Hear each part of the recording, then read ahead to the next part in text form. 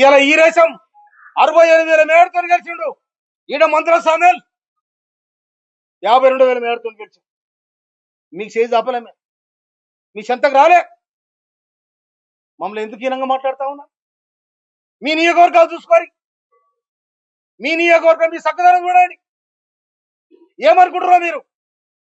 మా నియోజకవర్గాల కోసం కానీ నేను 24 గంటలు జనం మధ్యలో ఉంటున్నా. నేను 24 గంటలు జన సమస్యలు పరిష్కరించిన నేను అన్ని కులాలను కలుపుకోబోయాను, నేను అన్ని వర్గాలను కలుపుకోబోయాను. నేను స్వయానం కౌలు రైతు. నేను నాకు ఇంత భూమి ఉన్నా కూడా నేను వ్యవసాయం చేసుకొని నా పక్కన ఉన్న రెడ్డిలతో వ్యవసాయం చేసుకొని బతుకుతాను నేను. కానీ మీరు ఆడ గాంధీ భవన్ మాట్లాడితే రాజగోపాల్ రెడ్డి తుంగతుర్తి బాగలేదు, నగరకల్ బాగలేదు, నేను గడుపుకో మునుగోళ్ళ ఈ చక్కదనం ఏందో తెలుస్తుంది. నాకు కూడా రిపోర్ట్ వచ్చింది మునుగోళ్ళ ఇట్లా ఉందని. నాకు దాని సమాధానం చెప్పాలి. నల్లగొండలో మీరు రాజ్యం అనుకుంటారా? మీరు నల్లగొండ జిల్లా అంటే ఇది శ్రమజీవుల జిల్లా. బడుగు బలహీన వర్గాలు ఉద్యమాలు చేసిన తుంగతుర్తి పోరాటాల గడ్డ. ఈ పోరాటాల గడ్డలో తెలంగాణ పోరుబిడ్డ మంత్రుల సామెల్ ఉంటాడు. ఖబర్దార్, మాకు గాని బడుగు బలహీన వర్గాలకు గాని బక్క దిక్కిన అగ్రకులాలు గాని మీరు చిన్న చూపు చూస్తే దానికి సమాధానం చెప్తానని హెచ్చరిస్తాను. కాంగ్రెస్ పార్టీ బతకాలి, రాహుల్ గాంధీ ప్రధానమంత్రి కావాలి. నీలాక ఇటు రాకపోతే అటు, అటు రాకపోతే ఇటు. బీజేపీకి ఎందుకు పోయిన రాజగోపాల్ సమాధానం చెప్పాలి. బీజేపీలో పోయి ఎందుకు పోటీ చేసిన రాజగోపాల్ చెప్పాలి. నువ్వు రాహుల్ గాంధీ ఇచ్చావు, సోనియా గాంధీ ఇచ్చావు, అన్ని మర్చిపోయి మళ్ళా కాంగ్రెస్ లోకి వచ్చి పోటీ చేసినావు. కాంగ్రెస్ లోకి వచ్చి పోటీ చేసి నికార్సైన కాంగ్రెస్, మా కాంగ్రెస్ అంటే వీళ్ళంతా ఎవరు? ఈ సర్పంచులంతా ఎవరు? ఈ కార్యకర్తలు ఎవరు? ఈ లీడర్ అంతా ఎవరు? కనుక మళ్ళీ ఒకసారి తుంగతుర్తి కోసం కానీ నకరకల కోసం కానీ మా మాదిగ సీట్ల కోసం, మా దళిత సీట్ల కోసం మీరు మాట్లాడితే దానికి సమాధానం దొరుకుతుందో కూడా మనం చేస్తున్నాను. తుంగతుర్తిలో ఉన్న కాంగ్రెస్ పార్టీ కార్యకర్తలందరికీ ఒకటే మాట చెప్తున్నా.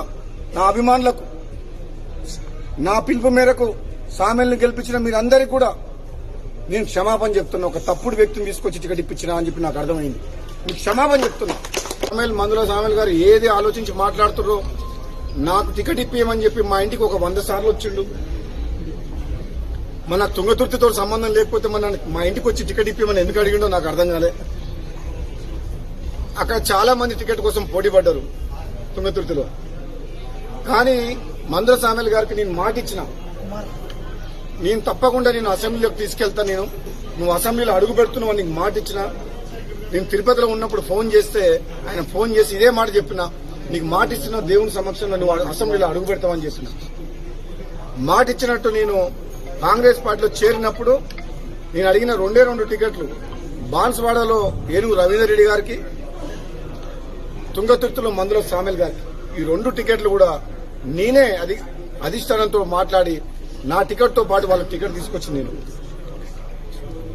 అదే కాకుండా ప్రచారం కూడా వ్యక్తిగతంగా నేను మునుగోడు ఎమ్మెల్యేగా వండుకుంటూ నకరికల్లు, తుంగతుర్తి, భువనగిరి, ఆలేరు, సూర్యాపేట ఈ నియోజకవర్గాల్లో నాకున్న తక్కువ సమయంలో కూడా వాళ్ళ గెలుపు కోసం నేను ప్రచారం చేసి వాళ్ళందరినీ కూడా గెలిపించిన.